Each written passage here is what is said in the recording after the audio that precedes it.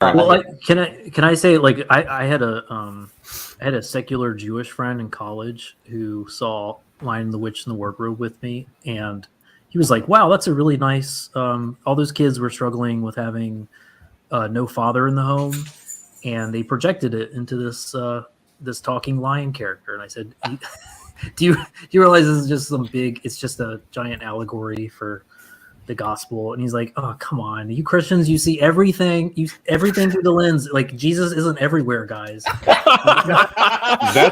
That's an example of like you winning an internet debate before it happened. Talking about nobody has read C.S. Lewis at all, huh? Yeah, for sure.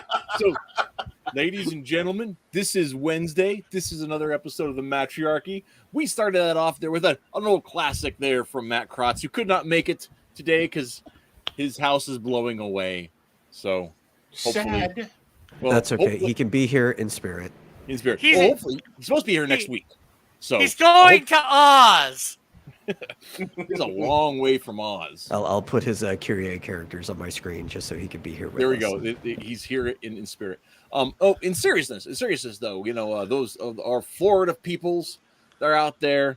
Things are whatever they are, and hopefully everything's fine out there. So both Larry and Matt had kind of wanted to be here, but nobody had decided, and then the hurricane, and then whatever. So Cartoonicus is here to fill in.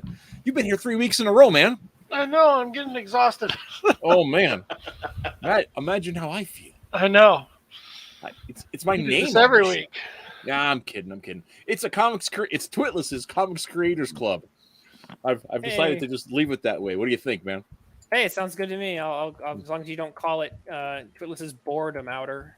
Yeah, well, that's we have those shows too. I mean, no, but seriously. So Mattriachy presents Twitless's Comics Creators Club.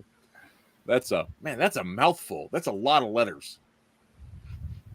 Okay. Anyway, tonight we are featuring the works of Cross Comics in the form of the Canadian Shield and Sporkman by Chuck and Co.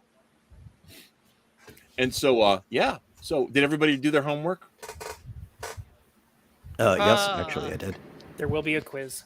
The whole show is a quiz. What do you think? Yeah. Okay. Yes, I did. I haven't read Sporkman.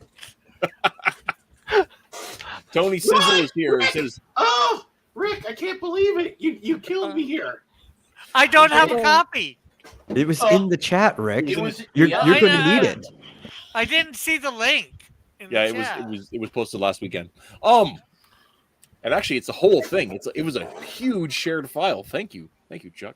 Yeah, it's all four and a half issues. 4.5 issues. And if I didn't already have all of it, I would have been really excited. But I already had it. All right, links in the private chat. Cross Comics, get to reading because you have a job to do in a little bit. Well, I don't consider. I don't think Cross has to answer questions or ask questions. Oh no, he does. Yeah, that's actually that's one of the bits. Oh, okay. So I'm gonna go ahead and go on the thing. So one of the things we've done, Twitless has these pranks he likes to play on our Comics Creators Club guests to make them feel embarrassed and awkward. And one of those is that in a perfect world, Rick, you would be pitching Sporkman to the rest of us as if we had never heard of it before. And then likewise, Chuck, then you would go ahead and pitch the Canadian Shield as though none of us have heard of it before. Interesting, because I don't have a copy of the Canadian Shield. Well, that was also in the group chat. That was? Yeah. Oh, okay. All right, give me a second. Okay, I'm not sure. I don't feel so bad now.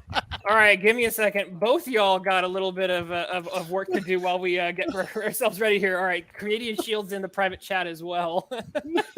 Yeah, I'm. Okay. I see where he put it at. That's why he actually had it in something else. That's why I couldn't see it. Yeah. Ladies and gentlemen, this is a very professional show that we have, and one of these days, everyone will actually have read all the books. Not if I can help it. You know what? Our first episode actually gets a good pass because while Marv didn't read the right books, he did know the right stuff. Yeah, so the first one time we did one of my books and one of the Metals books. And it was we did Force of Good and Evil. We did like the story number 24 from the web series, and Marm read stories 1 through 7, and so he read like the first year's worth of stories, and nobody else had read that except like I think Twitless read like through chapters 3, and I think the Metal had read up to chapter 5 at that point. Yeah, it's about chapter 5. I think that's where it stopped. Yeah, and so it was one of those things where it was like, so we had a really good conversation about everybody's stuff, but the only one we read in common was the Metal story. Was mine? Well, no, he didn't read the one that we were right, doing either. He read the first 5 chapters of my story, so it was like the same circumstance. Oh yeah, that's right. I forgot about that. You're right. Anyway, so all right, so welcome to Comics. best... Yeah. Welcome to the most professional show on the internet, Comics Creators Club, and we are doing some 2 superhero books. That's kind of the theme for tonight. The other theme is the 2 creators are apparently reading the respective other creators' work as we speak. So you're going to get some real live reactions, apparently. So as let's we go ahead and fill a little bit of time here. And what we'll do is we're going to go ahead and the Metal. You have known Rick for a really long time. What was yes. Let's go ahead and interview you about your experience with the Canadian Shield. When were you first exposed to that property? Let me think about this, because it would have been, I want to say near the beginning of what was eventually called Comicsgate. Like it was like right when the name was being applied to everything that was going on. So like 17. Yeah, somewhere around there, maybe a little after that. Rick had already been like talking and interviewing people for a while, but it was through my connection to the Cult of Raven where I eventually met Rick. Probably closer to mid 2018. I would say is probably. Yeah, I didn't start my channel to 2018 April. Yeah, that's probably about when I started experiencing you, and like everybody else in the Cult of Raven was always talking about you, like closer to the beginning of 2018. It's like, I have no idea who this Rick guy is. And one day somebody actually popped a link down. I think it was probably John Dillard, which would make the most sense if that was him. And I started watching Rick stuff. And then because Rick lets a lot of people on his show, then I ended up going on his show regular. And for quite a period, I was probably the most regular person to appear on his show. And then I just got like pretty busy. I was going to say, for the record, everybody, he means the most frequently present, commonly present, not. Oh yes, no, normal. Not regular in the other sense. I'm probably the least regular person you might meet. Yeah. So does that mean I'm one of the OGs here? Like I'm one of the OGs? It's okay. You just need to eat some Activia yogurt. Well, I was going to say, Rick, being Rick, how far? Like I was back in, early 2016, right before, before Move the Needle and everything. So I'm like, wow, dear Lord, I must be old. Yeah. Well, I mean that's a whole conversation too, because when it looks like how long have you been involved in indie comics? For a lot of folks, they got their introduction into indie comics was getting sick of mainstream in that, throughout the 2010s. Oh, yeah. If we're talking about that, I go much farther. I'm just talking about my. I've been publishing since 2006, right? So 2005 for us, Matt. So yeah. Our company founded in 2005. We didn't get anything out until 2006, so it took us a while to make anything. But yeah, actually, so before that, I was pitching to DC and Marvel and getting rejected constantly. So. Yeah, I started my comics way before 2018. So anyhow, so that with that now, Twitless, had you been familiar with the Canadian Shield prior to me setting this show up 2 weeks ago? I think I'd seen something on social media here and there. That's about my exposure. I've seen Sporkman. He's just on my Twitter feed. He's around. He's one of those character images that I'm just used to seeing. Kind of like if you hang out in the enough indie comic circles, you're just going to know who Cyberfrog is. You're going to know who Common America is, just because those characters are just all, are in your feed very often. You're going to know, and Sporkman is on that list of characters who I'm like, I recognize this character. I may not have read a comic with him yet, but by golly, I recognize that giant spork on his head. It's such an amazing design. I mean, honestly, it's so much fun. So, anyway, now we've been doing a lot of talking. I was hoping to cover up a little bit so we could get a little bit of feel from that. How far reading are you guys doing? I mean, we need more chatting or what? I got it downloaded. I'm not sure whether I'd be able to read much while we're talking. I think the one we're talking about today is Sporkman in Japan #1, right? Is the one that we're focusing on tonight. I think so. Yeah, I think that's the one we're focusing on. Yeah, because that's tying into what our crowdfunder is for. That's the beginning of that. Like that will tie into the actual crowdfunder we're going to be running and everything later this year. When are you launching? By the way, I know that's jumping the gun on that one here, but so because we failed the Indiegogo, I'm hoping to launch end of October, beginning of November. I'm waiting on a cover from Illustrator Monk. And by the way, Dan Sakaro, by the way, he was able to hook me up, so, and then I got to get a couple things done, like the metal prints and stuff like that. I got to get those in so that way I have them on hand to show actual pictures for everybody what they'll look like and stuff. So I'm hoping the end of October, beginning of November. So in subject, Mrs. H says, my daughter just asked me why I didn't get more Sporkman. I have failed. Okay, so another bit we'll do this bit first. Okay. But we do some voice acting. Do the voice acting? Yeah, let's do the voice acting. So I have got let's do Sporkman first. Let me get that loaded up because I have not done that yet. Hey guys, I know I'm last minute here, but can I please voice Sporkman? I don't see why. As long as Chuck is okay with it, I'm okay with it. Good point. I'm okay with it. But I will say, if I don't feel it's Sporkman like, I will call Flagrant Foul. Fair. Because there is a way with Sporkman. It has to be. Yeah, I will give you some direction. Think, I'll read the first. Why don't I just read the first page, and if you don't like it, you can cut me out. Well, no. I'll give you some directions. Think Talladega Nights. I have not seen that. Will Ferrell. Will Ferrell. Yeah, that's a good movie. Basically, how Will Ferrell is in a lot of his movies. That's kind of how he's over the top. That's how Sporkman is. Just over the top. Yeah, I'm definitely planning on going over the top. Trust me. Okay. All right.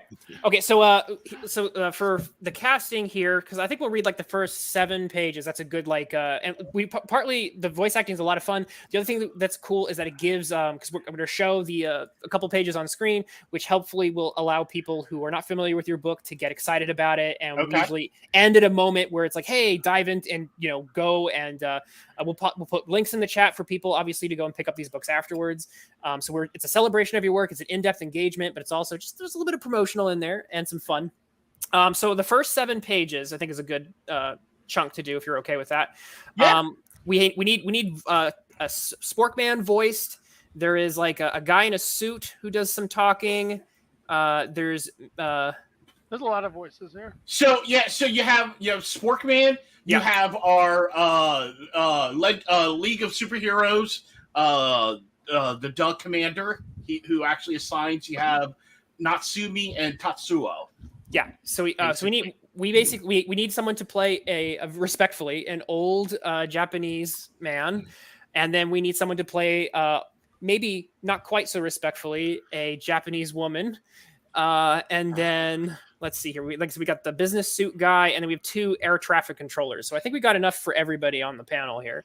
All right. So we have it. Do I have anyone have dibs? I do not take dibs. I'm not going to play a woman again. I can do if you guys want to, I can do the narration stuff.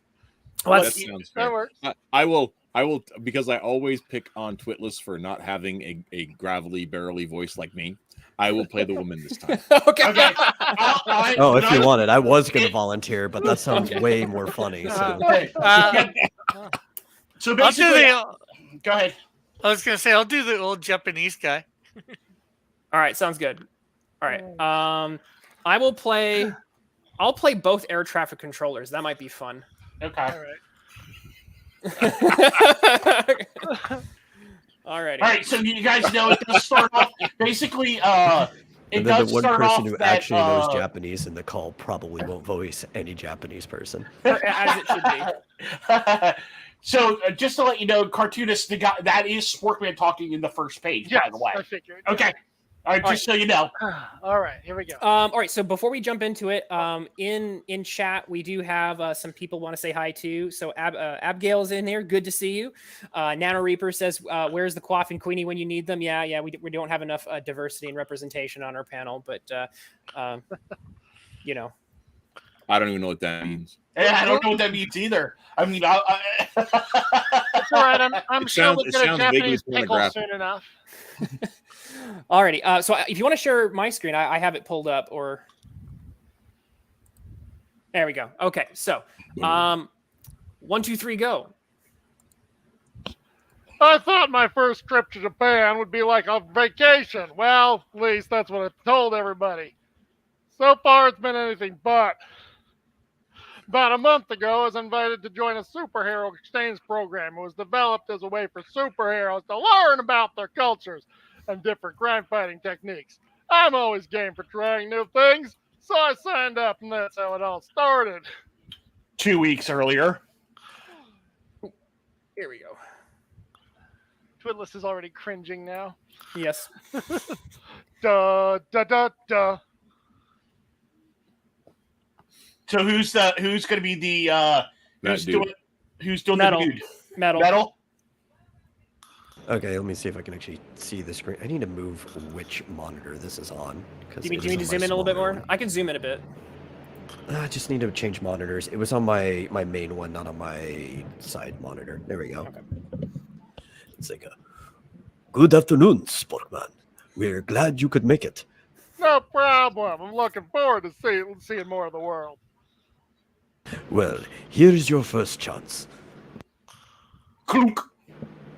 I'd like you to meet Miss Noboru Hashimoto and Miss Natsume Wubi of Japan's Advanced Defense Force.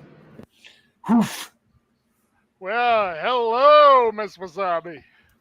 It's Wooby. Right. It is honor to finally meet you in person, Sporkman-san. The ADF is representing Japan in superhero exchange program. We would like you to have we would like to have you as our guest. Wow, Japan. I always wanted to see the Great Wall. That is in China. Well, it's still close, right? Not really. Darn. Sir, we have incoming aircraft on radar. They must have been flying low because we didn't detect them until now. Unidentified aircraft, you were ordered to leave this installation's airspace immediately. We don't have any flights scheduled. Here they come. There Sound the alarm. We're under attack. It's too late. Kaboom! All right, and that is excellent job, our voice actors. And if you want to see the rest of that, obviously check out Sporkman visits Japan. Sporkman Goes to Japan. goes to Japan. Yeah. And it is a 3-issue action-packed adventure. With You have- some that's a- of the best jokes I've ever seen in comics. Now, quick question there, Chuck. That's available. You guys have that for digital sale, right? Yes, so we are actually right now. Currently, we do have it available digitally.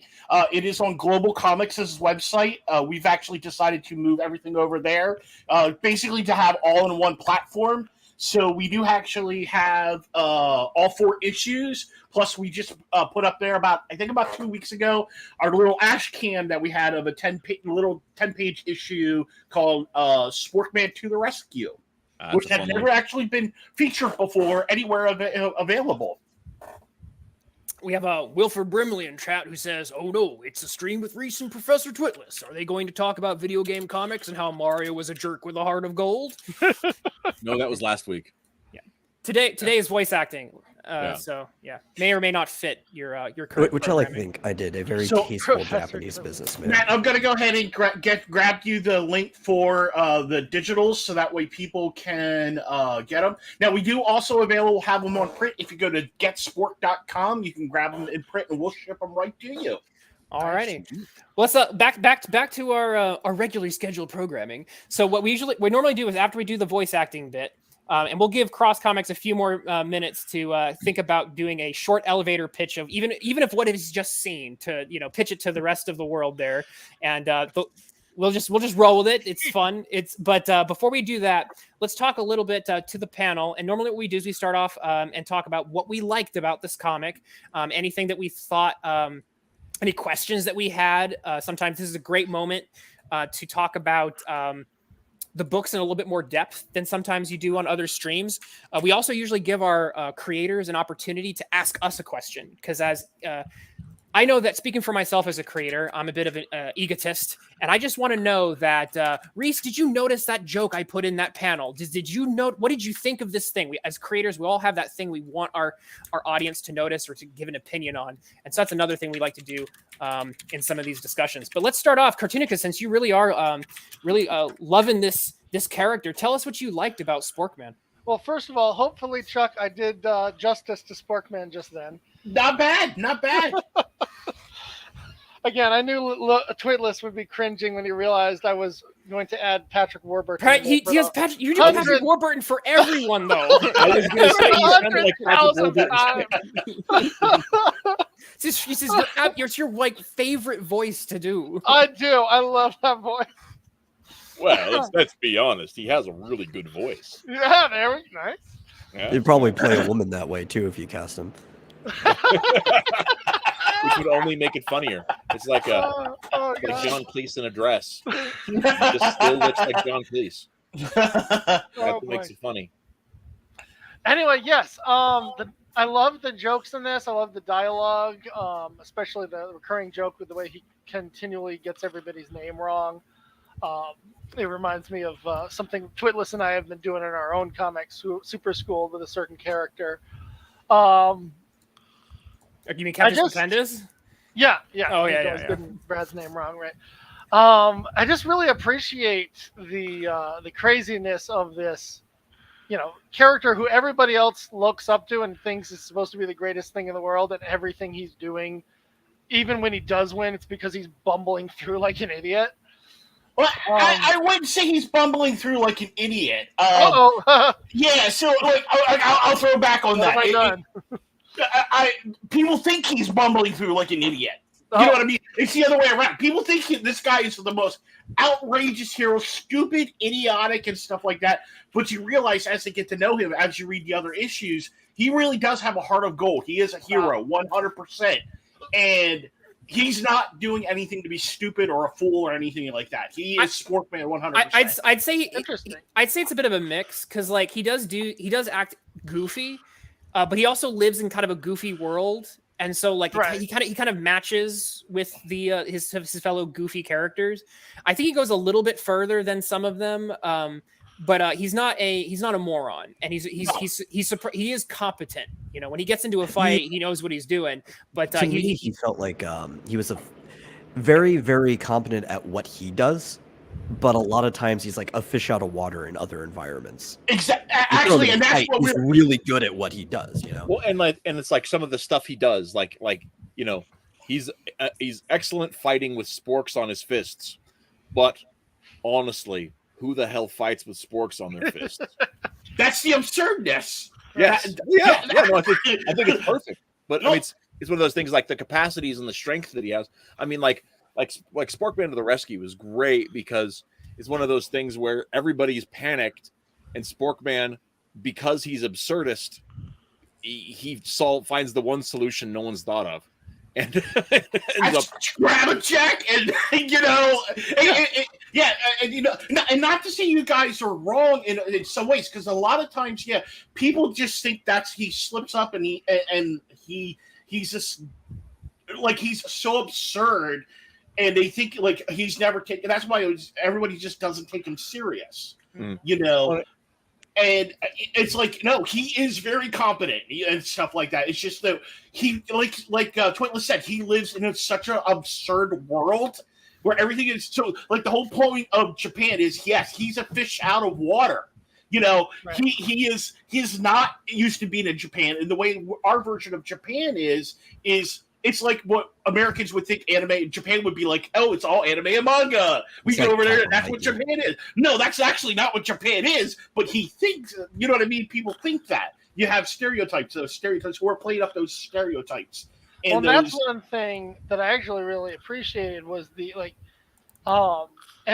nearly every page there's something either in the background or just in the background of the situation that you've managed to sneak in there cleverly, that sneaks out right there in the first page when it's the Department of Unusual Humans is abbreviated DUH. Duh, Yeah. that was funny. That was the thing that immediately grabbed my attention and said, okay, I immediately know what kind of comic this is, right? Right. And then later on, when you're making jokes about the motion lines because they're in Japan, or the Pokemon reference, like all that kind of stuff is constantly grabbing my attention, making me laugh.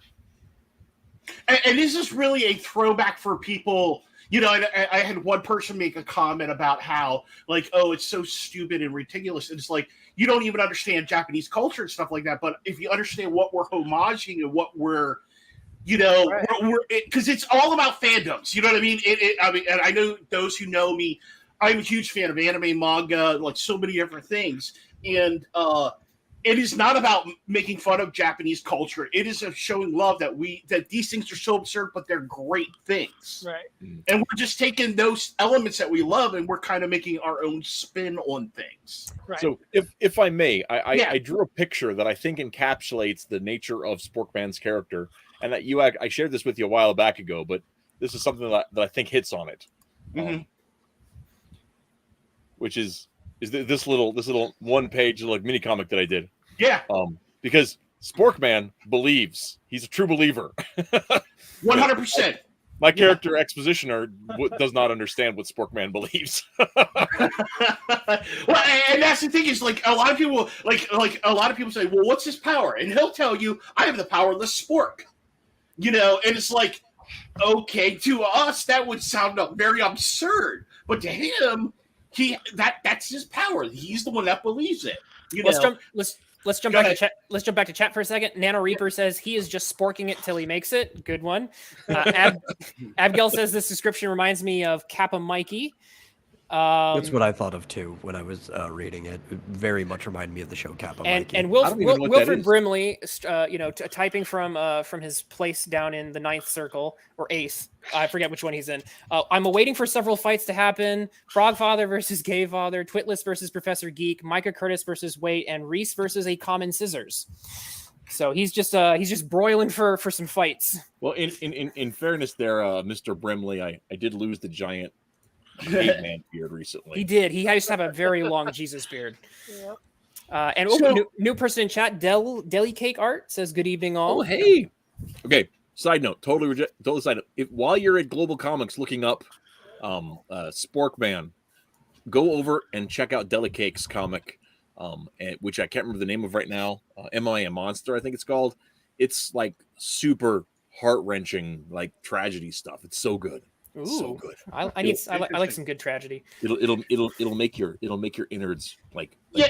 sad. So I know a lot of people say, and I looked up Kappa Mikey, and so okay, so I never heard of it. You know, it's kind of like the same thing. Like, I've never watched anything of the Tick.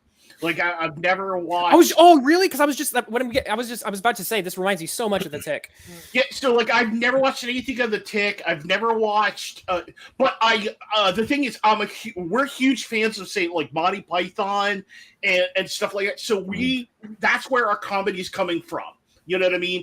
And we originally created this character back in 1996. Now the story came out, and we started writing the story in 2000. The first comic, which was Japan Convention, that was done in 04, 05. And then this was done in 07, was the first, or 06. I might be off a little bit on my months and stuff like that. So, like, Kappa Mikey, like, and I know a lot of people like to get references and stuff like that, and you know, and everything. this is stuff that never the internet. When I did this, the internet didn't exist. So, yeah, and it's not meant to be like nothing against Kappa Mikey or anything like that. It is. I haven't seen it or watched it or anything like that. This is just us, like, basically, like, King, the night in King Arthur's court. You know what I mean? Yep. Like him basically taking Sporkman and putting him into situations. Like, how would he handle those things? Like, I know, Matt, we've talked before. One of our future issues is Sporkman on the high seas. And it's taking the Pirates of the Caribbean, Island of Dr. Moreau, along with Aquaman and everything else, and it's just basically taking Sporkman and throwing him into that type of thing and how he would handle everything. So, speaking of Aquaman, not to totally derail things, but how much do you hate the reimagining of Namor? Okay, so I don't know if anybody saw my tweet about what I just posted. I'm furious because I'm sorry, as a Namor fan who's been reading Namor comics for over 30 years, while I understand what Marvel did, I don't care for it because the fact of that's Quetzalcoatl. Yeah, that is exactly who it is. That is Quetzalcoatl. That is not Namor at all. Period. And most people don't realize the thing is, if they really wanted to be true to the story, Atlantis, Marvel's version of Atlantis, is actually down in the Antarctic. Mm-hmm, mm-hmm. And then it got moved to, and after it got blown up from the Antarctic, it then moved to the Pacific Northwest, which is where a lot of the more Asian aspects of him coming into the thing. Let's keep things focused on Sportman. So, Metal. I know. Like, I had to do that because Chuck is as big a Namor fan as I am an Aquaman fan, and we both are homeless now. Fair enough. Metal. What stood out to you in particular about Sporkman? In particular, let me think about that. There was a lot of little things that I liked, and because like when I was relating it to Kappa Mikey, it wasn't because I thought the joke was coming from there, but like it's easy to come up with the same major base for any given joke for a single issue or something like that. It just ends up in the same mind space. But I did like all the tiny references to the Japaneseisms. Yeah, it was really good. I wouldn't want to call it like a parody comic, even though there was a lot of parody in it, because like the through line was definitely like genuine and original. There wasn't like you were trying to be cynical about anything. Mm-hmm.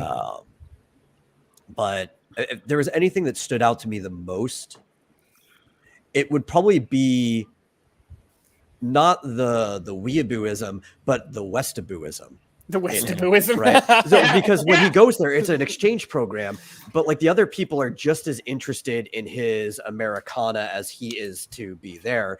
They even end up like remaking their mech to look like Sporkman. Mm-hmm. So, yeah. So once again, and I'm not the only person saying this, but guys, let's be the America Japan thinks we are. Yeah. Well, okay. You know what? Why? Metal, that's a great point, because that was part of our whole aspect of, every country has their view of what a country looks like. And like China thinks that we're these guys that run around with guns everywhere and we're shooting people left and right. Well, in some cases we are if you're in inner cities. But you know what I mean? There's a stereotype that countries have of other countries, because they see what we see in our media. But vice versa. United States, we see what we see in Japan or China because of their media. That's what we have exposure to. So you're right. It completely, 100%. The other thing I wanted to pick up with you guys, did you guys pick up like some of the actual? We actually did some actual locations in Japan. Like there was actual cities we used and towns that we used from Japan. No. I don't think I would have been able to pick that out. No. Because we really wanted to root it in some semi-realism in some ways, but we also still wanted to have fun with it, So where did you pick then to base it on? So there's in the second issue where he's fighting the crab monster, the town of Koshimanga. That's actually a fishing village in Japan. Oh. All right. Cool. One of the street views actually look like the downtown shopping district of Shibuya, where you see Yes. like the where there's the girl in the skirt. That's like she looks like a schoolgirl surrounded by normal business people. Yep. There was a couple spots I noticed, but So just the ones that like really stood out. So, and to give you guys, let you guys know, our artist is actually from Indonesia, so he has a lot of. He's very familiar with Japan. He has traveled to Japan and stuff like that. So he's very familiar with that Japan and what it looks like and stuff like that. And as I understand it, I believe a lot of anime artists have been known for sticking in real world places as their backgrounds. Mm-hmm. So, but jumping back to chat, Flyfox Pro says, I just haven't been streaming and that he wants to stream again and have you being the first guest. He's talking to Rick. He's talking to Rick? Okay, I was going to say there's 6 of us, so I don't know what you... All right. Nano Reaper is saying that y'all don't roll around in diesel pickups with 40-inch tires with at least 50 guns. I'm disappointed you guys aren't American enough. I'm sorry. I will do better. I will go get more guns. Hey, honey, can we get more guns? Hey, I think I might be the only one that literally lives from ghetto to farmland, literally within 5 miles of where I live. Yeah. And I'm not American at all. I'm Canadian. Well, that's even worse. No, I mean, I'm Close probably enough. much in the same Right, boat I'm as just you, joking. Chuck. Living in DFW, I'm pretty much close to everything. Yeah. So You are. also, Fly Fox points out that my artist is from Indonesia. That's funny. Anyway, we'll get to the sorry joke soon enough. Don't worry. Okay. All right, so I guess I'll go next and say some of the things. So if you want to share my screen again, this is probably one of my favorite moments. I think this was just so cleverly done. So there's some enemies that are kind of like Transformers, and I heard you did a good job because I saw this sound effect, and then I heard the Transformers, which I'm assuming that's what you were going for, right? Yes. Okay, yeah. Okay, well, mission accomplished. That's what I got. So I did enjoy that a ton. And then I think one of us has to at least mention. One of us has to mention the breakout character here, which I think Sporkman also wanted to highlight because this ties in with I think your latest one of your latest works, right? Your latest campaign. Correct. Yep. Yeah. Our is it Spearhead? Yes, Spearhead is going to be the new campaign. Featuring this main character called Natsumi. Who, Well, in my mind, to me, she's Spear Maiden. That's just kind of what I think of her as. I was going to ask, is this supposed to be a reference to something? Because I was noting that I didn't really think she looked very Japanese, more Indian or maybe Persian. So I was wondering if there was something specific going on. So there. she is actually half Japanese, half Chinese. Okay. So she's actually mixed. So she's not. We haven't delved into her. But I meant her costume design. Her costume. Yeah, so her costume design basically was just like we wanted to, basically Eric's the one my partner came up with the costume. Basically it was like almost like a ballet dancer. Like he wanted her to be able to fight with a battle staff, but he didn't want her costume. He wanted her costume to be very flow forming, so when she fights, it wouldn't get tangled up inside with spear and stuff like that. So he wanted it more like what a ballet dancer would be. Reminded me of Athena from the I think it's SNK video games. Yeah, so it has a lot of it has some elements like it really is like a mashup between I would say a ballet dancer along with say like some of the fighting girls from like you said SNK, Street Fighter, and also some magical girl elements. Yeah. I was kind of picking that up. Some of the really old because some of the old magical girl stuff would pull like heavily from like Greek mythology, and so I've seen stuff that looks like this before. So I definitely got the kind of references you're going for. Yeah. So it really was just supposed to be originally we didn't really a lot of the stuff that we came after like we ended up. We're evolving her character a lot more with Spearhead. We originally were just going to have it where this was going to be the issue she was going to be in, and we were going to do a future issue where Sporkman comes back to Japan. And we realized, like you said, Twitless, like her being a breakout character, how many people we got back saying, we love Natsumi. And so many people love the character. We're like, maybe we need to do something with her, just focusing on her. So, out of curiosity, if you're going to do more with her, is there? I'll ask a follow-up question. Sure. Sometimes in these types of superhero stories, it's like, oh, hey, there's like a little mini romance, but it's not meant to go anywhere. But with these two characters, is there further mileage in the Sporkman X Natsumi character? Yes. Okay, all right. So it's not just a one and done kind of. No. Nice. All right. Yeah, so we actually had planned from the get-go. Originally, there was I don't know how many people read Conventions. There was originally we were originally going to have Victoria. It was going to be almost like a love triangle: Victoria and Natsumi and Sporkman together, and we were going to have fans. We were going to do the Robin thing, where fans got to pick who his love interest was. Wait, well, let me say that you have some work cut out for you for Victoria, because Natsumi is definitely pulling ahead pretty far already. Well, we kind of abandoned that, and we went straight for Natsumi. It's just because of writing her and working with her so much, we fell in love with her as a character. You know, like even more than what we liked her as a comic. We're like. There's just so much more we could do with her. Like her whole spearhead is just going to really focus on her background, who she is as a character, how she becomes a hero, and stuff like that. So it really is like with Sporkman, there is no origin story with him. Whereas with Natsumi, we're going to explore her origin story. So, but you know, we actually do have it where they actually have a daughter called Aki who finds out that they're actually a superhero duo. Brimley says, do you know how many Vikings are standing around my computer when you said Spear Maiden? All of them. I'm assuming that we got all of them. Sorry to take over the conversation there, guys. Oh, you're good. You're good. So Reese, I guess we'll save a cross for last there, give him the most chance to put some thoughts together. Reese, what stood out to you about Sporkman comics? I think now this is one thing. This is a long running thing since I first read the Sporkman conventions. I got it on what was that site that we used to use back in the day? Comicology. No. It was Comic something. Yeah, but they went out of business. Yeah. Wait, was it Comic Central? Comic Central. Yes. Yeah, I used to use them. Thank you. Anyway, I bought it from Comic Central in 2018, and or maybe it had been 17. I thought it was 18, but anyway, I loved it. And a ton of people would say, "Oh, this is very much like the Tick," and I don't think it's that much like the Tick. I think it's more like Flaming Carrot,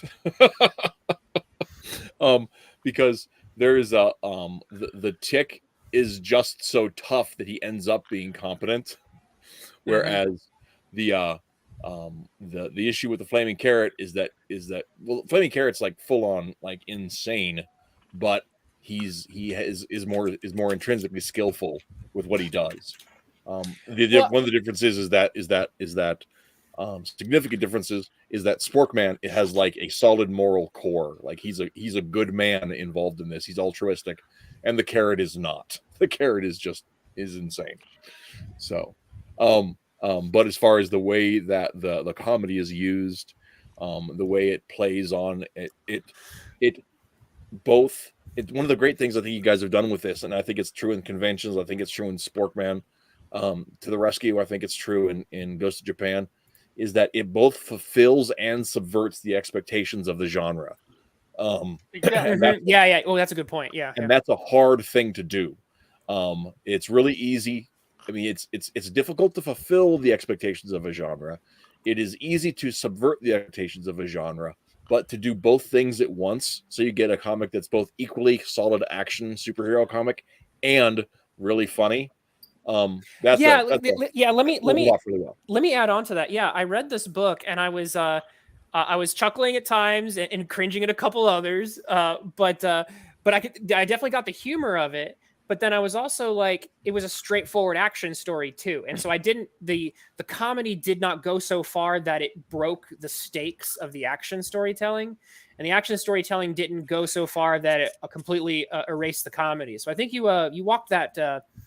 It is. I'll tightrope very well. Yeah, I'll be honest with you guys. That is one of the things that we stressed big time, because there was times when we originally were writing, we went too far one way. too much action, too much comedy, and the original drafts showed it really bad. So there was a lot of tweaking. This was probably a very hard issue to write. It took us probably. Originally, we were going to have 2 issues, and because there was so much we had to walk the line, especially with Japan. We had to really knuckle down. Now with conventions, Eric wrote that literally within a day.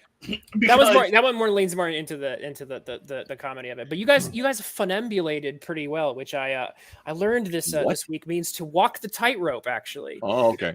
Yeah. So, Gotcha. Yeah, there's your vocabulary lesson, kids. All right. Funambulate. That's a good. That's a pretty good word there, Twitless. Yeah. Hey, listen, I'm not going to have you coming on my show and using all the big words. All the big $5 words. Go ahead, Matt. But that was such an excellent point. I definitely wanted to back you up on that point. It was like, hey, you're right. It does really do a good job on both sides there. Which a lot of stories don't. A lot of stories will fall too far into either camp. So the result is you end up with something for everybody. Yep. Yeah, I think so. And that's really the big key, because I know a lot of times with books and comics and stuff like that, sometimes too many times they talk down to kids, like they treat kids like stupid. You know what I mean? In a lot of cartoons and comics and stuff like that. And the same thing, we didn't want to dumb down for adults, because adults, we like our humor, we love our action, we love our stories, but at the same time, it's like it's another fine line of balance of walking. You know what I mean? And it is a hard line. So I appreciate you guys putting those out. Wilford Brimley says, "Can I make a request?" And to that I say, you can make the request, but I am not driving an Uber down to Dante's 8th Circle. So just putting that out there. My only request is that we get a spork pickle. A spork pickle. Oh, okay. That's Mrs. H. So I don't know if she's still hanging about.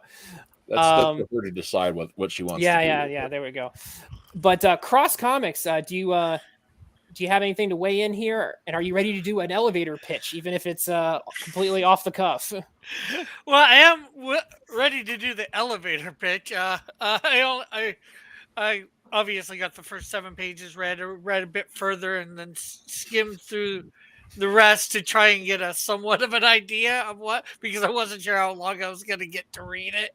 And, can take a bit of time to read 36 pages in total. Oh, that's good. But honestly, they'll probably make it funnier. So, so we have for our producer. Would you like to cue up our elevator pitch music so that we can get our elevator pitch going? Oh, it is queued up. I can play it right now. You want that? Yeah, hit us with it. All right, Cross, hit us with what you got. When Sporkman decided to join the Hero Exchange Program, he thought it was going to be a breeze going to another country and fighting crime. He got Japan, and then he found out he wasn't their first choice. But in going there, things turned, and he was worse than he imagined. He had to actually fight crime. And although he wasn't Japan's first, second, or third choice, even further down the list, he was the hero Japan needed and got. All right. For basically springing the comic on you like 10 minutes ago, that's actually pretty well. It's been more than 10 minutes. Oh, I am being hyperbolicist. Again with the big words. It's not. It's not a big word. It's not a word at all. Yeah, I made it up. All right. That's neology. Alrighty. So awesome. Actually, yeah, that's cool. So Cross, is there anything else that you noticed about what you've seen of this book that stands out to you that you like, or? Well, I do like, I guess, the sort of the Japanese type things that you would expect, or almost expect, like the Transformers, like I said, I like the comedy that I did see, him just fluffing up, the Great Wall stuff, and all that. Yeah. Not knowing, it's like him not knowing where things are like that in the world. It's literally called the Great Wall of China, not the Great Wall of Japan. Right. That was funny. So, I did like stuff like that. Like I said, I only probably got a third, maybe not quite halfway through, so like I skimmed, I saw there was, the evil or the guy making the text, so Well, no, or supposedly. Spoiler alert, guys! Go and buy Sporkman invades Japan. Yeah. Okay. So Sporkman, before we head on to Cross Comics, so is there I wanted to give you an opportunity to ask us, the panel, again, did you have a question that you'd like to ask the audience? Because as creators, we often have that thing that we'd love to get, like, did you notice this thing that I did? And so we want to give you an opportunity to kind of put us on the spot, essentially, about your own work. Well, I think Matt's the only one I kind of know that's read it for a while. Like, yeah, that's the only thing. Actually, Metal too. I think. Well, Metal. I know I still have I have the artwork from Metal. Metal was actually in. I don't know. Metal. Did you know that your art piece that you did for the campaign actually ended up in the trade?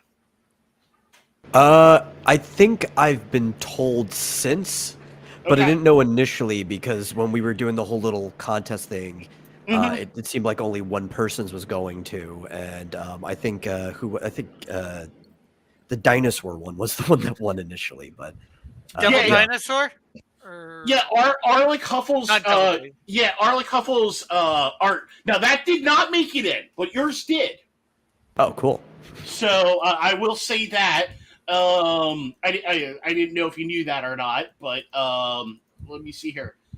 Let's see here. Let me ask you this. I'm going to throw this out to all you guys. Is there anything you didn't like about the comic? Let me ask you that because I want to know the good and bad. You know what I mean? You were able to give the good parts. What didn't you like?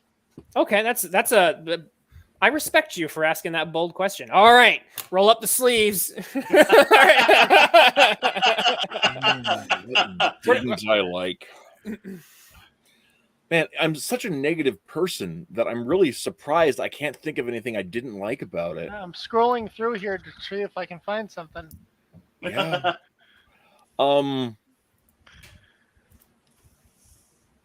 I dislike anthropomorphic animals as a typical rule in a non-funny animal setting, and you do have a talking cat, so I'm not hugely fond of it, but it's not my thing, so that's fine. But it wasn't detrimental to the story at all. No, like it was just like, oh, look, a talking cat. Okay. Oh, okay. I don't know. Let me ask useless and petty, but no. I want to ask you: did you feel that it took you out of the story at all? Because that's a good question. Because with us doing Spearhead, there is going to be possibility that Team Spork is going to be back.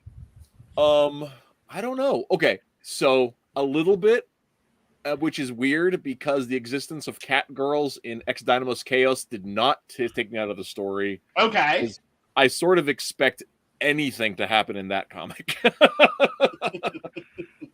Like literally anything. So. Yeah, I would actually say in some ways X Dynamos Chaos and Sparkman are kindred spirits. There are definitely some similarities in that. We got Lorenzo Sleestack in chat saying funny animals are greater than humans. Amen. We have a Garfield fan, apparently, which Cartoonicus is a huge. I'm going to out you as a Garfield fan. I don't know if that's going to do to your reputation, but and I'm a Garfield fan too. Can't knock Garfield, man. High five. Digital high five. Yep. All right. Anybody else? Give me a second. I'm gonna think about that for just a second. It's a good question. I don't care for sporks. Does that count? Yeah. Okay. Sporks. Well, spork you then. Okay, so Well, okay, besides actually, I'll you say not one thing liking that the- kind of Okay, go ahead. let me down was I like the fact that they kind of existed for this joke because he's a spork fighting crime fighter, and there was a whole team of chopstick fighting crime fighters, so they're kind of like swapping I did places. not put that But it would together. have been nice to have like a page or two just flashing over To see the to other them side of the trying to do exchange. things in America. Like I would have loved to see the Yes. chopsticks doing. Yes. Yes. Well, Yes. well, They I think- will be back in Spearhead. Okay. Yeah, because we had thought about doing that. It just I appreciate that, and that was Metal who said that, correct? Yeah. Okay. Yeah. So the reason why we didn't do it is because we felt it took you out of the story. We were trying to. Everything was from the view of Sporkman being there in Japan. Jumping over to, I think, doing the karate chopsticks would have taken you out of the story narrative. Focusing on what Sporkman did. But we are going to have them back in Spearhead, so because they actually will interact. Because keep in mind, they're part of the ADF. Natsumi does interact with them, so you will get to see them, and they may possibly talk about their time in the United States. I cannot say or if that's going to happen. Neither confirm nor deny. Yeah. People will be Hey, asking well, if you there's can part do it as a one. backup story or whatever if you get so much But money. no, hey, Metal, I appreciate if you felt, and that is a negative for you. If you felt that's something you like, thanks for letting me know. I will definitely say something to Eric. Yeah, that because maybe even if we- it was just like a few panels on a page or Mhm. whatever, it's something that you see happen a lot in manga where if somebody's off doing something, they'll give you just like a page or a few panels of what they're doing. And given the fact this was like a very kind of like American view of Japan type comic, having that kind of like manga-ism in there, I don't know, it would have felt more fuller to me. okay. And also another example of that device, like Muppets, the Muppets from Space, where they're like, they say, never leave a man behind. Oh wait, where are Bunsen and Beaker? And then it flips to a scene where Bunsen and Beaker are lost at the gas station and with their sodas and Okay. chips and whatever. Like a good setup probably could have been like after I don't know, he gets sent flying by something, right? Or actually well, the little what's it, the Mokepon or whatever, the Pokemon ripoff. It was like biting his head. He's like, oh man, I wonder if the chopsticks are having as good of a time as I am, and it just like clips over to them doing something real quick. Okay. I will definitely take that back to Eric and see if maybe there's something maybe we could definitely do. We had talked about having them in there. I think maybe having them with a flashback or not a scene with Natsumi talking about their time in America or something like that. I think Yeah, that'd be pretty cool. that'd be definitely. So okay. I'll mention a minor thing. Sure. So this was issue 2. Okay. But in issue 2, I noticed, I think it was the fight with the giant lobster crab monster. Okay. And it's when he's defeating the monster. I felt like something maybe got rushed because I wasn't 100% certain how he had defeated. Like I get the idea, oh, it's like a rodeo, and I'm like, oh, is he tiring him out? Like a rodeo thing? Is something else kind of going on? It was a little unclear. And because it only happens, the defeat of the crab takes place in like 1, 2, 3, 4. It's like 5 really fast panels. I was like, there was something that I feel like I missed. So that was just that one sequence. I do remember going, huh. I got the basic gist of it, which is he defeats the monster. So it's not like I lost like the story, but I was feeling like there's something going on in this sequence that's not quite hitting me, either from an action standpoint or a comedic one, as well. Yeah. So okay, I definitely can see that. Part of the thing is, when you're originally, like I said, we originally wrote this as 2 issues. So there were, we had definitely a lot of constraints when we went to 3rd issue. There was stuff we definitely had to cut out. So we had a limited time of what we could do with the monster and stuff like that. So, I think that was probably usually they say the middle part is usually the weaker part of the comic. And I will say, yes, I wish we could have done a lot more with the monster and stuff like that, but with time and constraint. So I appreciate that feedback. That's the only thing we're gonna make sure we need to make sure we have a good payoff on those aspects for future. I do have a question. This isn't really a critique, but I'm just curious. When we have that scene at the near the end of the first issue where his cape gets stuck and he releases it and brings the plane down, was that a shot by any chance at the Incredibles? No, that was not. That was nothing to do with the Incredibles because actually, I don't even think the Incredibles was even out when this originally came. When we originally did the comic, huh? Yeah, it's just an interesting thing, just feeling like such a. It turned upside down. Exactly, what you would normally expect would be the case, right? It's like, cape stuck in the. Oh, interesting. I think it was one of those things. It's like kind of like instinctively, most people know if you're gonna have a cape on, that's gonna be the first thing, especially when you're dealing with around rotors. That's gonna be the first thing it's gonna pull on because. Unfortunately, you don't have the friction like with a human and stuff like that. So a cape's going to get pulled on a lot quicker than anything else. So it was kind of just something, we kind of talked about. We're like, well, that's going to be the first thing that's got to go. But he's gonna realize, no, I'm not going to go into the propeller first. Rather sacrifice the cape. You know what I mean? So it's just interesting contrasted with that no capes thing. Or anything else you guys think? Could have been done a little bit better, and that means like art-wise, lettering, everything. I mean, kind of give it to me, Well, we might be able to do that in a little bit, but we do need to keep things moving to Cross Comics at this point. So, but we can definitely hold that there. Herman P. Hunter says, "Yeah, he's got to go." Wilford Brimley says, "Everyone but Cross Comics is secretly eating behind their screens." I mean, there's probably some truth to that. I got a drink. I'm not eating behind the screen. Let's jump into Cross Comics, which I will pull up in here in just a second. So, do we want to do the elevator pitch first? Sporkman, have you had enough chance to get anything from talking? He may not have had a chance to do anything. That's a good point. No, I've actually read. I'm a fast reader, so I think I can probably do an elevator pitch. All right, well, give me a second. Let me pull an image here. I think I got it. And I'll have to share. Ooh, goodness, I have this thing zoomed in way too big. All right, let me share a screen so we can take a look at the Canadian Shield. We need to put Cross Comics in conversation with the Flock. You do like a whole Canadian segment at some point, our Canadian superhero segment. I think that'd be. We actually created our Canadian hero is called the Maple Leaf. Well, it would be interesting to do a crossover. Both our main characters are red and white. I'm not convinced that Canada exists in my universe. Oh, I'm not sure Canada exists at all. All right, Canada's cool, man. Elevator. Let's jump into elevator pitch time. So let's cue the music. There we go. That's great track. All right, you guys ready for it? Yep, hit us. Okay. Oh. Damn it! I lost what I was going to say. I had one hell of a brain fart. Oh man! All right.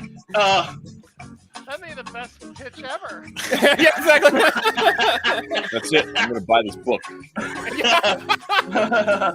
All right. Let's see here. Okay.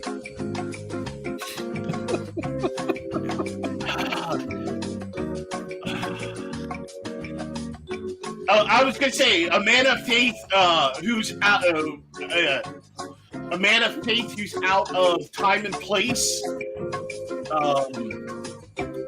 is brought forward 200 years to see. Yeah, like I'm hard at these things. It's all good. It's all good.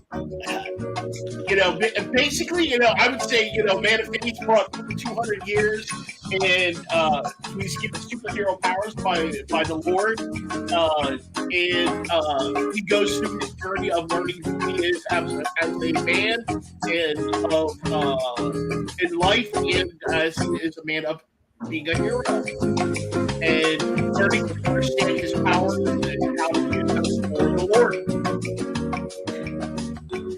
There we go. Alrighty. We've arrived at the 30th floor.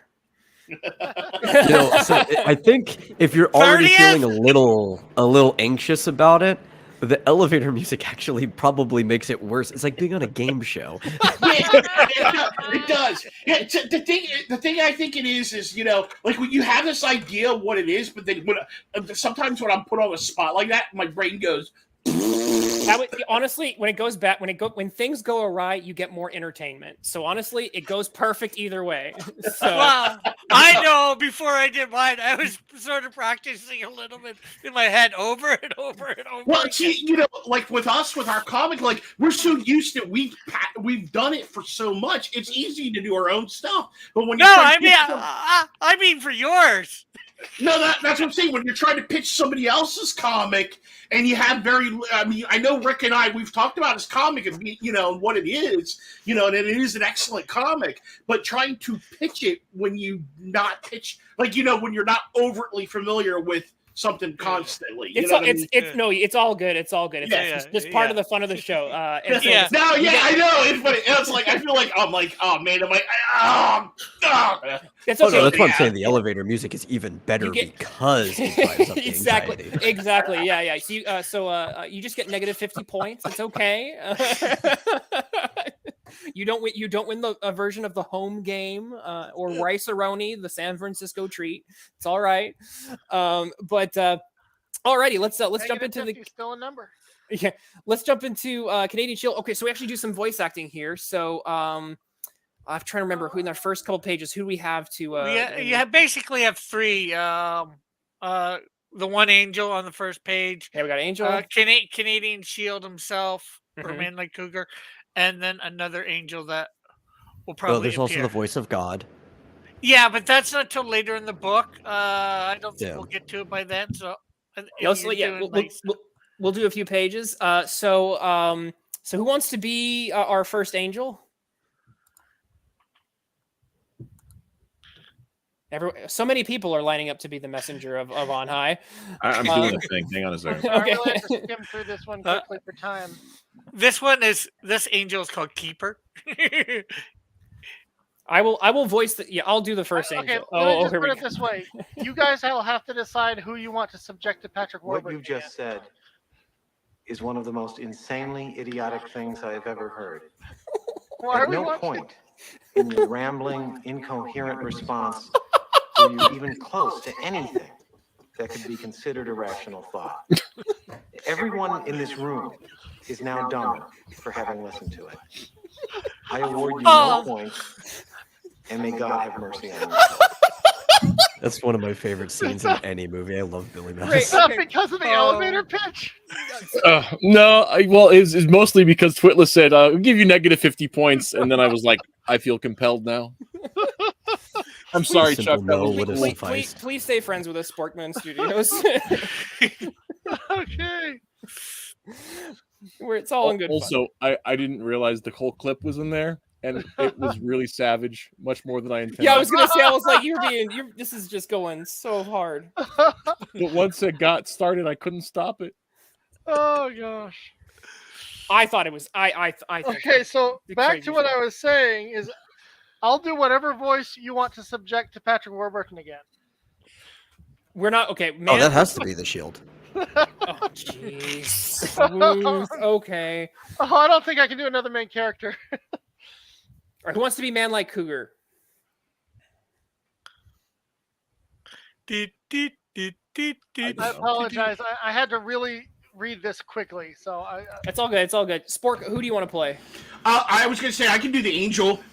Okay, all right. So we got Spork will be the Angel. We need someone for Man Like Cougar. I'm gonna say Metal. Metal. I think you do a good version of that. I've been subjected to the Canadian Shield for so much, but okay, I'll do it.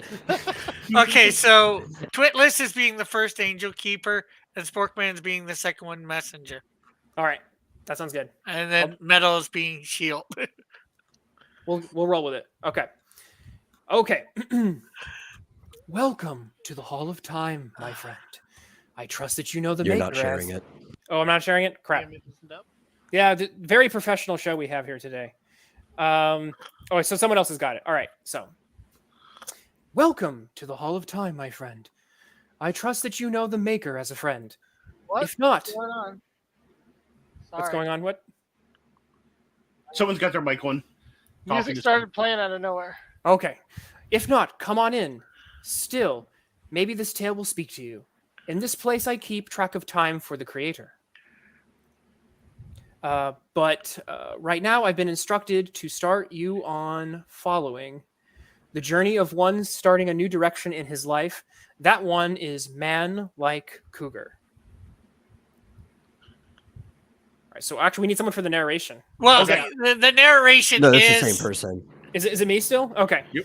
Yeah. All right, let's travel back in time 200 years ago to a church of that time period.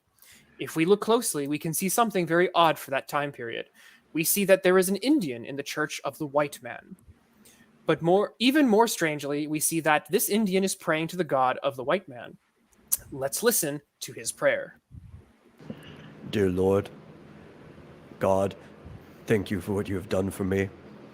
I continue in my faith in you, but I struggle with what you would have me do.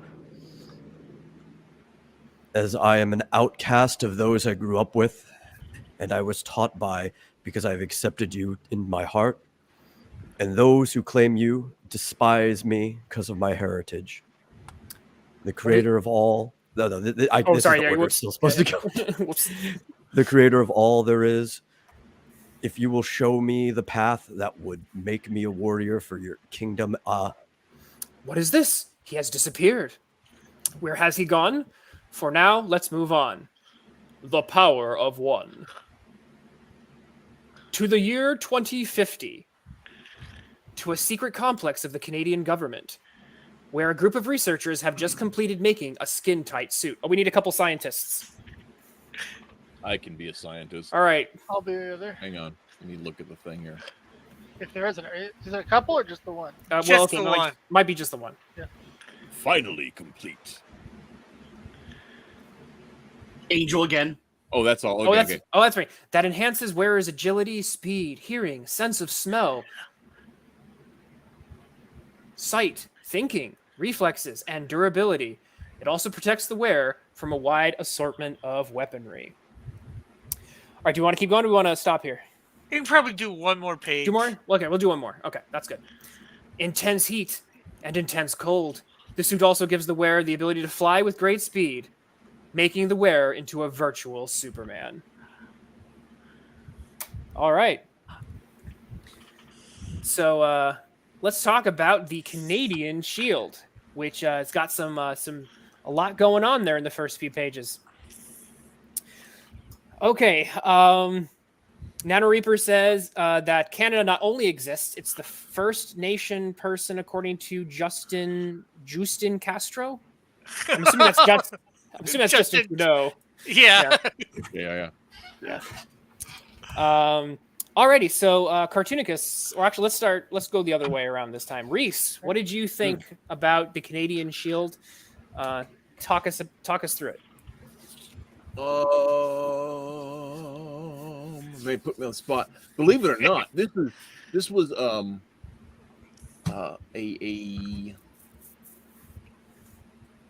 been trying to think about what I think about it, like in between stuff all day. I read it last night, before bed, and I've been mulling on it between stuff, and it's a difficult thing for me to pin it down. I thought that there's a lot of dynamism in the way that it uses action on it, and so that was intriguing and good. I like that it has a pretty clear discussion of salvation, and I thought that was well done. So And as the story goes on, I mean, you do I think a pretty good job of introducing what the motives are for a man like Cougar and how he's knows he's is adapting to his like new position on it. So there's definitely a learning curve between the suit from the distant future and he being from the not quite so distant past and all that kind of stuff. But it reminds me of the sequence in I suppose it's the middle of Superman the movie from 77 or 78, where Jor-El kind of introduces Clark into, hey, by the way, you're Kryptonian. Mm-hmm.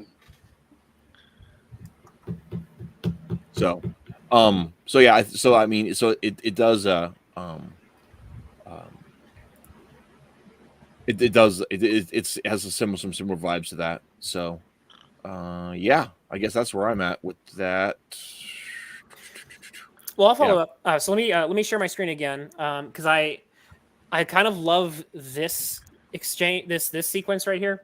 First off, I love the detail in the top left panel, but this is where the Canadian Shield is first learning how to use his kind of like he's exploring his powers, and there's something kind of cool, but also something a little. It's kind of funny actually, because he just uproots this tree, he throws it into space.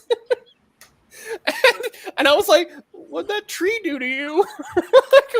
Everybody's reaction is that. The Cult of Raven has this little like fan fiction about the adventures of Space Tree. Rick knows this fully well. Yeah. Well, the thing is, when he throws it, he doesn't realize it's going to go up into space.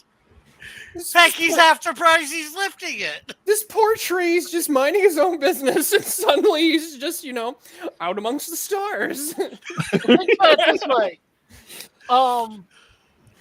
Something needs oxygen to degrade. That tree will exist forever. Wait.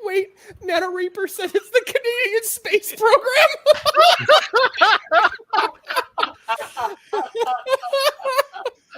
Oh my Well, they send up a second vessel later on too. That's right. Oh gosh. Well, they never said that made it into space. Oh, okay. that wins the night right there. Okay. You knew there were going to be Canada jokes in tonight. All right. So I think I don't think we're gonna beat that. That's I don't think I'm gonna try. Thank you, chat. You're the best.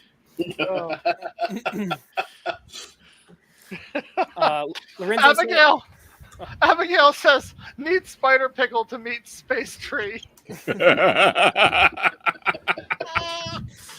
I'm just saying, like, Rick knows fully well that if Space Tree doesn't end up like slingshotting back around in orbit around the sun at some point in the future, he's going to be letting his audience down. The tree makes it back to Earth in 2050. Oh, 20. Oh gosh. It could just become a comet. Picks up like space water and it becomes its own planetoid. So what's interesting here is the task that you are, or what you're doing in this book is a very interesting thing, because I feel like this book is half superhero book and half like a gospel tract, that you could like hand to somebody as a witnessing tool. Mm-hmm. And that's a very bold move. So it's something I'm still processing, but it's definitely something that I think that's how it struck me. So you've got some of these superhero tropes going on, and in some cases, launching them into orbit, but you also, but like I said, there's this also like I could imagine seeing this like on the next to the tracks, the gospel tracks at my local church, essentially, and kind of being like a witnessing tool in some ways. Yeah, I think in touching on that, I think Lorenzo in the chat has a very good way of describing Yep. the book, like the greatest American hero with a Canadian Christian twist. So, all right, yeah, thank you, Lorenzo. I think that's a good way of explaining it. So Cartoonicus, we'll save Sporkman for last. Oh. But Cartoonicus, what are some things that you think about Well, Canadian now Shield? I have did- an incredibly new appreciation for Space Tree. No, one thing that stood out to me is for decades now, I think, Superman always gets this obligatory Christ allegory forced on him, which I've always just despised because it doesn't work. And when people do that, it's not like Aslan is a stand-in for Jesus in a story. You basically take something greater and you apply it to your character to elevate them, when it should be the other way around, right? I have always wanted to see this type of Paragon level, superhero like Superman have to face the fact that with all their power, they are a speck compared to the true creator. So it was interesting seeing an actual Christian twist on this for once, where he is being anything but being put up on a pedestal. He's actually being used to give the glory to someone much greater than him. And that was kind of cool. Real quick, I don't know if you guys heard, Coolio died. That's what Bribbley was talking about there. I thought he was making it. Aw. I thought he was making it to paradise. Wasn't that the whole point?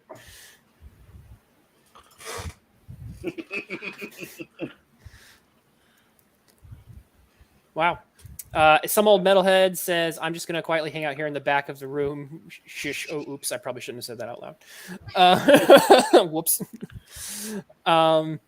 So, and Abigail says, "I'm always scared for obvious salvation stories because you'll automatically lose some of the audience at times with that. Sometimes, meanwhile, I love to see it." Yeah, it's an interesting. It is a very distinct choice. I guess I'll counter with that by saying that there are definitely in mainstream books now who are not afraid to alienate half their audience by pushing a particular message. So why should we be afraid to do the same thing? So, turnabout is fair play. Yeah. I can always admit that this isn't for everybody, and that's fine with me. Okay. Yeah, would I like to reach them? Fine. If they're going to read it, fine. If they're not, fine. I'm not going to get upset though over them not reading it. I'm like them, us not reading them. Not everything can be as popular as sporks, anyway. Oh, jeez. One thing about it that I did really appreciate too, and I probably should have mentioned this earlier, and it kind of skipped my head, but there's a sincerity to everything in it, and it didn't feel like it was like you weren't trying to do a bit, and so I did appreciate that. So. If I can really quick, I'd like to piggyback off of Matt, what you're saying there. Like when he presents the gospel, sometimes you have people that present the gospel, they come off very condescending, and they can kind of browbeat you. I think the way you do it is probably one of the most Christ-like ways to do actually present the gospel. You kind of just state what it is. You make the evidence speak for itself. You know what I mean? And that's really what a lot of people have a problem when they share the gospel. Go ahead, Matt. I was saying, in the context of the story, I mean, there is actually a reason, because he's, he just saved this life. I mean, it's kind of like that scene in The Incredibles, right? Where that guy's like, "You didn't save my life, you ruined my death." Right? You ruined my death. Yeah, yeah. But in this situation, Canadian Shield's in a place where he's like, well, no, I mean, they have a similar interaction, but the man comes back and says, a man like Cougar comes back and says, "Well, you're wrong, and here's why you have worth and value and importance." And so there is a reason. So it doesn't. I don't know. Somebody could argue that it's forced into the story, but it also flows from a way a conversation like that can happen, and I've seen conversations like that happen. Yeah. So. Real life isn't scripted by Hollywood script writers. Real life is scripted by normal people, and normal people often talk very simply. So Yeah. And the Canadian Shield at this point is a very simple guy too. So he's not going to go into complications. And a lot of times I think we when we're sharing the gospel like the way you do, sometimes we overbear our personal things onto. And like I'll give you guys an example. Like when I first became saved, I felt, I was 15 at a church camp, and I gave my heart to the Lord. And I'm like, okay, well now it's my mission. I got to share the gospel with everyone, and I got to get them converted. You know what I mean? Not realizing that no, my job is not to convert everybody. My job is just to share the gospel with them, and that's it. Christ is the one who's going to convert that person, not me. So that was a hard lesson I had to learn, and I love that you're doing that. You know what I mean? Yeah. You're just sharing that simple truth. Yeah, and we're not even supposed to convert or whatever. It's not even about conversion. It's about, Christ said, "Go make disciples of all men." Didn't say go convert. right. Disciples are just somebody who follows some sort of teaching that you're teaching them, right? Well, to a degree, but I mean, you're supposed to supposed to share the gospel first, and eventually they become disciples. If they accept it, you become a disciple. Yeah. I mean, and not to, or at the risk of heading off a semantic argument. I don't think anybody would disagree that it is the Spirit that changes hearts, not our reasoning. Yeah. So, So that being said, I do have one piece of criticism to add to this. What did the poor moose do? Why did the moose have to suffer? Because he ran into the Canadian Shield. What did the poor anything do to the shield? Throwing trees, hitting moose, throwing boulders, flying in front of planes. I would like to point out that moose will just run into things. That's why they're dangerous. So he did not hit the moose. The moose hit him. Yeah. If you've lived anywhere where there are moose, which I know I have, you got to look out for them because they're literally like a freight train. This moose is trying to get a lady moose, and he's not going to get anything for the rest of the season because he ain't got no antlers. This poor moose is going to go maidenless for an entire season. Poor guy. I'm not sure. Did we get Metal Steak on? Although I probably heard it before. All right. Metal. Yeah, I'm here. Yeah, you've probably heard my take plenty of times. But for the audience. Yeah, for the show. I mean, so one of the things I've told Rick many times is it's not a criticism towards this book in general. I just think this shouldn't have been issue number 1. As the one he's working on now, I thought should have been issue number 1, which would have been a great introduction to get tease people into wanting to know for the character, and then you come back to this like issue 2 or 3, so they know where it comes from. But aside from that criticism, it does a pretty good job of like it's showing the motivation of the character and how he got the suit, and it's definitely a very absurd setting. But like instead of God deciding, hey, I'm going to make sure you're born close to the time that you need to be, and the suit gets invented in the time, it's going to be really far apart. We're going to do this like fish out of water, man out of time thing. But I think that works with a lot of things because like a lot of what he's doing is kind of absurd too, like tossing a tree out and this moose hitting him and how he discovers power. So it all works together very well. It takes itself seriously, but not too seriously at the same time. Awesome. Spork, I think we were saving you for last. Okay. Yeah, so like I mean I know I kind of touched on what I felt like what Rick does great with this comic. I think the best thing for me, like I really enjoyed, was the end there, him sharing the gospel with one of his fellow Indians, and I love the fact that once again he this is a man out of time and place. He's shoved into the future. He's 200 years. He's used to this simple life, living simply, trying to serve the Lord simply. And he's like, The Lord's like, nope, I got a big mission for you.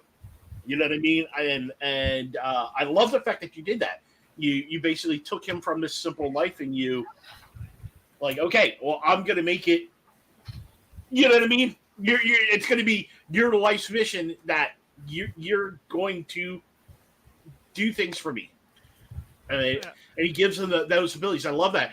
And there are, I will say to Alyssa or Metal, I do agree. I do think this might have been better as maybe a second or third issue.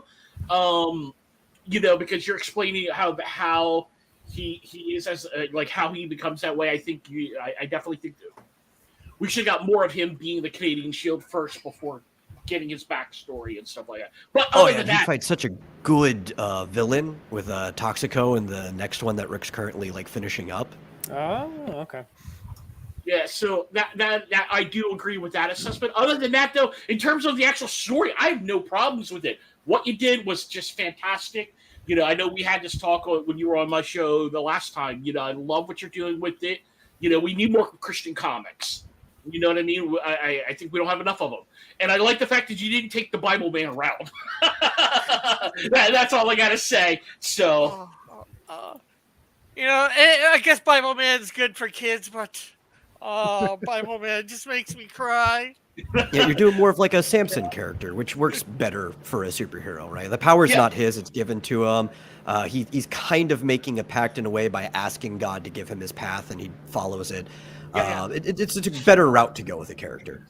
Yeah, and I even chose that, that word warrior, I thought that would fit, saying, make me a warrior for you, and then he becomes sort of a warrior. Right.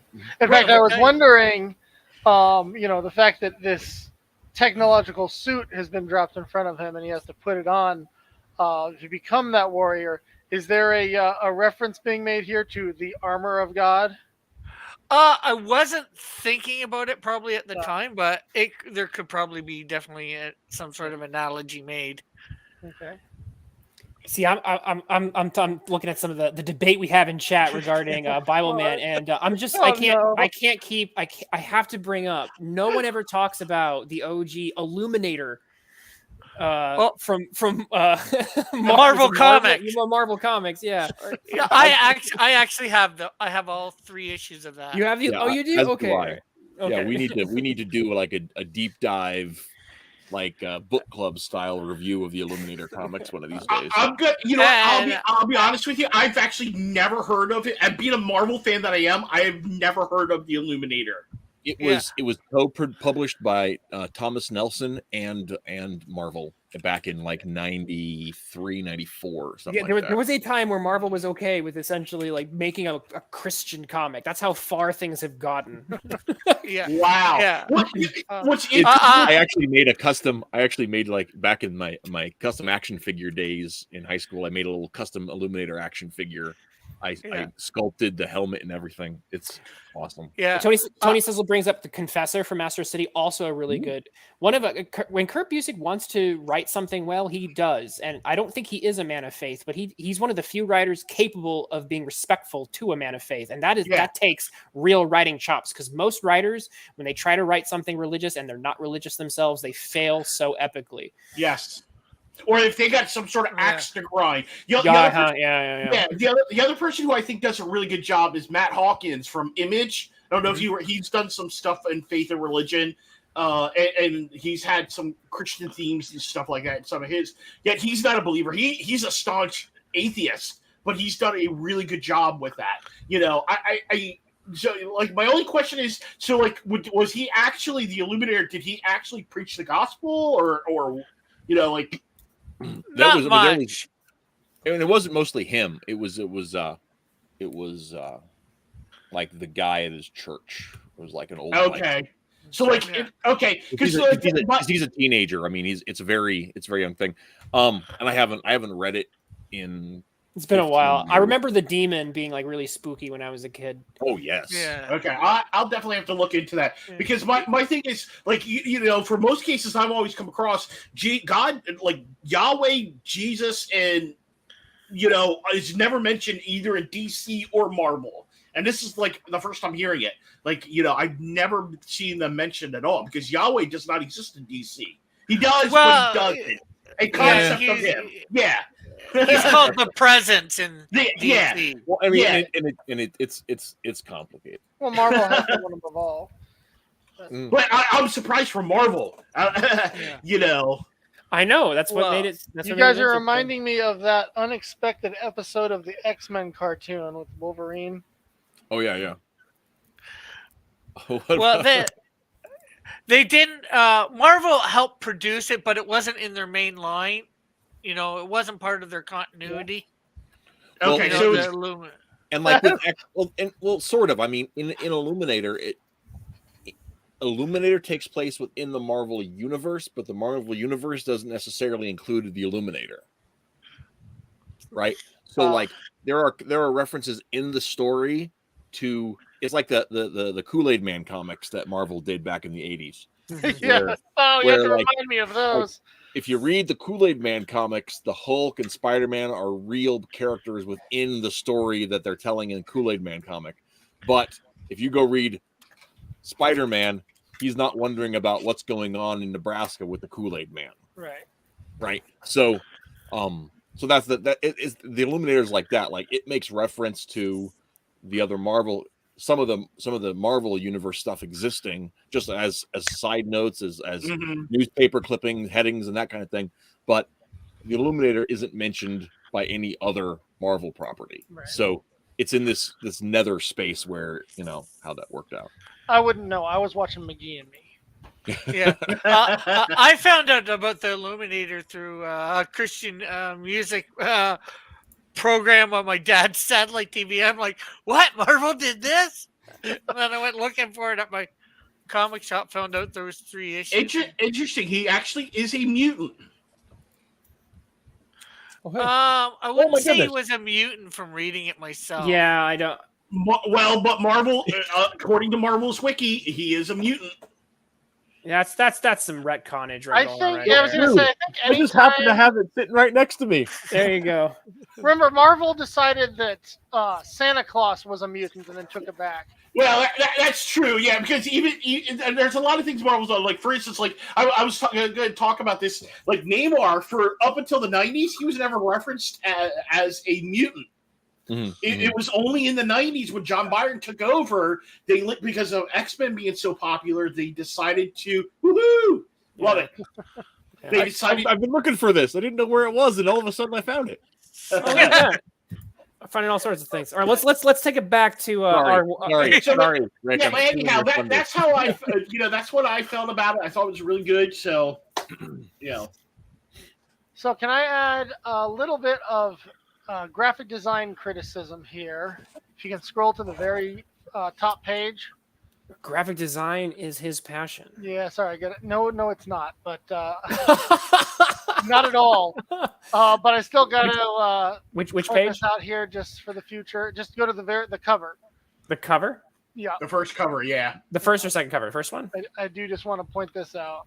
Give me a second. I'll share it. I guarantee you, literally anything While you he's say. doing that, I will say, will Rick, have I been did said find to some Rick spelling before. issues, by the way. Oh. Yeah. That's all right. You get better Comic as you book go. readers can't read anyway. Okay, cool. Hey, I take offense to that. That's how I learned to read. All right, I got my screen pulled up. Sorry, I was trying to scroll on the wrong part of the screen. Yeah, this is just kind of a classic blunder. A lot of people make it, but I would like to point out that when I look at this, I see the words Anadia Heil. Yeah. You want to be careful about stuff like that. Yeah. Well, I've actually looked at it. It looks different, so I like that was a lot easier to read. Yeah. Lots of people said that. I've looked it up. It means nothing in any language. Nadia. and frankly, no offense to you guys, but it seems like more Americans focus on that because I've been at several conventions promoting the book. Any Canadian that sees it just says Canadian Shield right away. Huh. Oh, so it's Well, I'll just tell you. I don't know whether it's an American thing or not. But Or I would totally copy and the Maybe it looks different in your hands. That's a good than it point. does Then on digital, on the yeah, screen. I would totally read a Nadia Heil if you publish it. So you just, you got it works either way. Interesting. In fact, if you do, what's his name, Vic King, put a Nadia Hale into Google search, and it comes up Canadian Shield stuff. No way! Oh, no way! Now, I gotta check this out. not my comic, but the landmass, which Oh. the name. Oh, that's interesting. Huh. Yeah, you're right. Amazing. Why would that be? That's So weird. Because it has so- enough of the letters that it fills out the search. Car- That's all. Cartoonicus, get debunked. No, but like I said, pretty much anything you could tell Rick about this comic specifically with graphic design, he has been told before.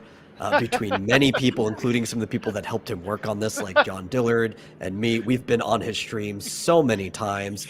And honestly, some of the versions of it were probably a little weirder and wackier than this. And this is the version where Rick basically came to the conclusion, these are the changes I'm willing to make. And it'd still be the comic I want to do. All right. Well, then, my apologies for being behind the times. Oh, no problem. Hey, how can you have known? Hey, like but an it makes Indian for in a great movie little 2020. discussion. Yeah, yeah. Right, so, You didn't we're- see the copy where the birds were in front of the guy's face. We are.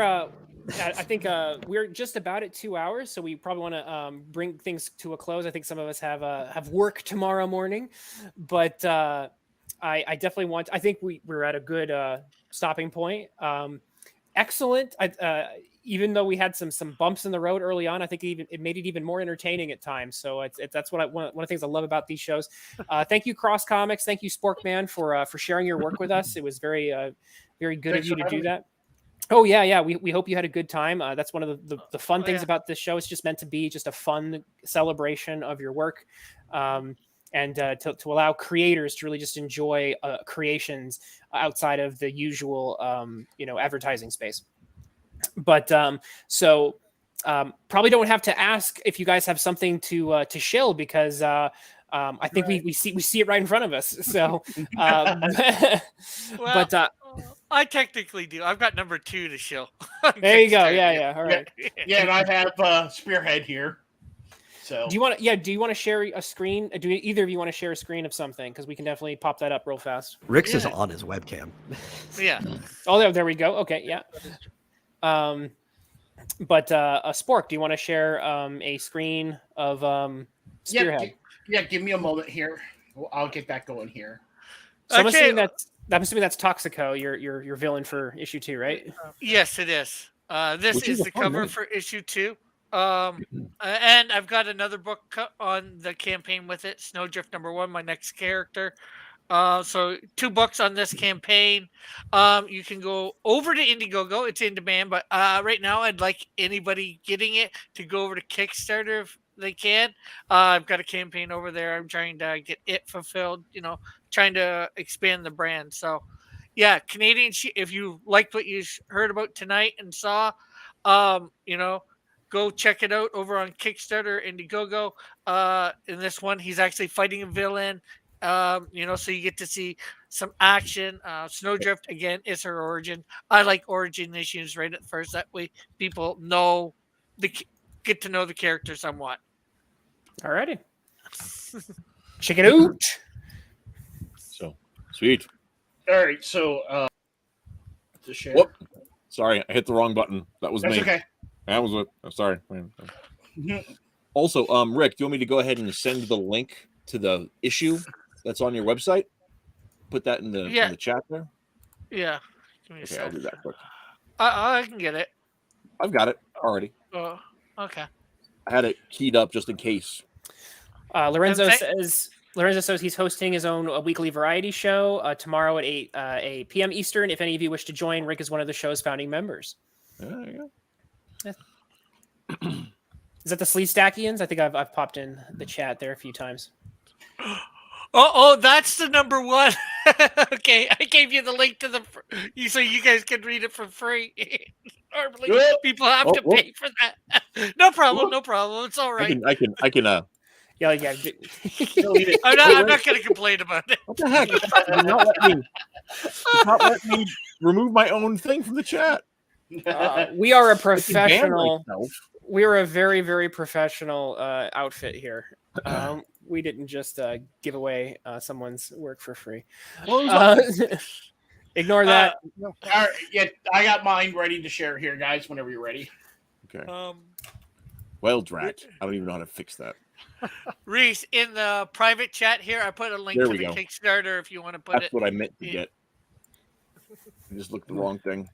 Good enough for government work. Oh, that's the wrong thing. Curses.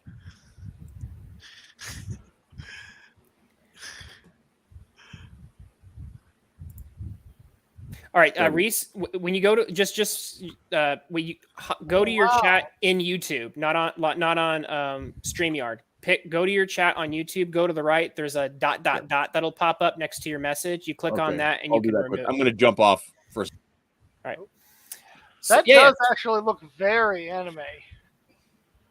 All right, yeah. So, so this is our cover for Spearhead, issue 0. This is actually going to be a 20-page comic. It is all manga style. It's going to be 100% manga art and everything.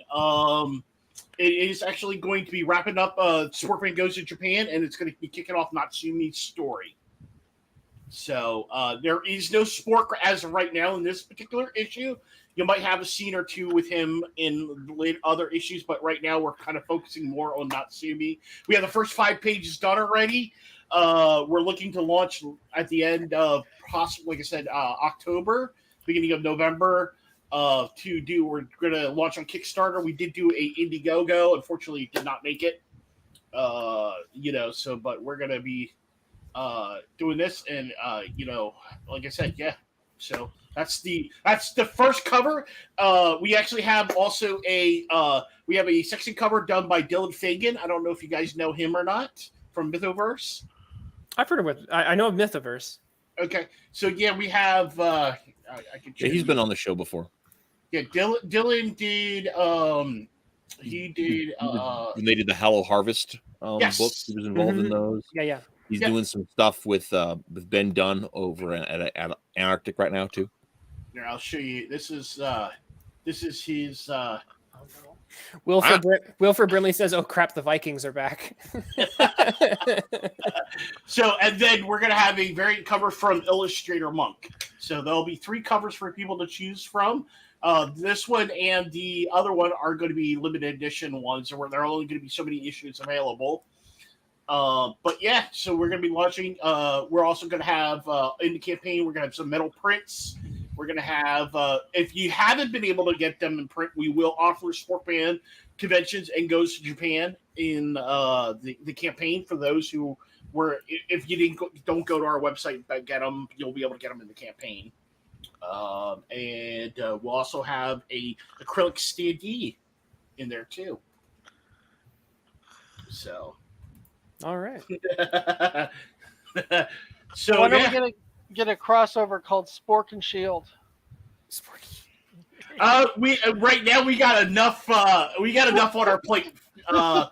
We actually have about 7 or 8 issues already lined up between because Spearhead's going to be about 3 issues, and then we have On the High Seas, which is going to be 3 issues.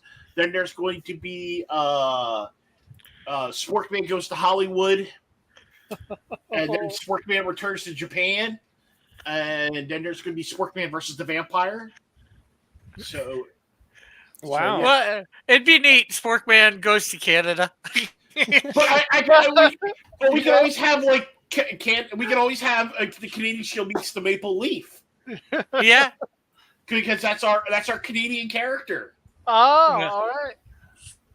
You know, he's actually gonna have the Canadian. He's gonna have a shield with the maple leaf on it, and he's gonna carry a bottle of syrup.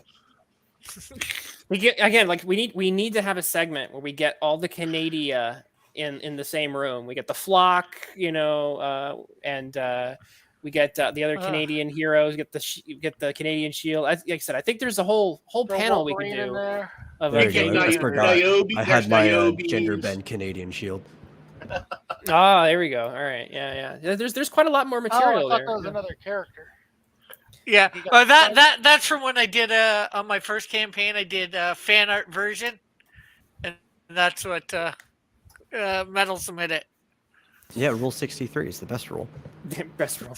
Much better than that other one. All right, so I think that just about wraps it up for us. Reese, do you want to tie it up in a bow while unmuting yourself? While unmuting yourself. No. Unmute. That's better. That's better. You had to censor out all the swears. Okay. Again, this is a professional endeavor. Oh my goodness. So, I'm going to go ahead and say that, like, one thing I'm going to mention is that if you guys don't know, in addition to hosting this lovely show, I also been involved in making comics for quite a while, and our original flagship title, Force of Good and Evil, is coming back. We are starting a new story. It's going to be dropping with art by the famed Mrs. H. And that is going to be starting weekly on our website and on Webtoon next Friday. So it's going to be Forces Friday, the 7th of October, and I'm going to get you guys the exclusive first picture of the cover. For that story. It's not done yet. This is a work in progress. But that's what we got going on here. And we're going to be getting some stuff coming on that. So super excited for that. And that's it. That's all I get to see. That's fine. Yeah, brand new story coming on. It'll be drawn out. We're going to be doing a page a week. We're going to be dropping for that one. And if you're not backing her Patreon and getting the first look at her amazing superhero school comic called My Superhero Power Sucks, but I do the best I can with it, you really should be reading that. It's amazing. And read Forces every week on Webtoon or on forceofgoodevil.net starting next Friday. Cool. All right. So there's the story. And for that, next week, here on this show, we're going to be doing, as long as Matt Cross doesn't blow away, Matt, Twitless, #1 Marmaduke fan, and myself are going to be reviewing Newts. And maybe Mike. We'll see if Mike can make it or not. I don't know. We're talking about Doug TenNaples' Newts, and I am excited for that. So, hey, there you go. And until next time, keep reading comics. Peace out. Ain't that fancy, huh? Yeah.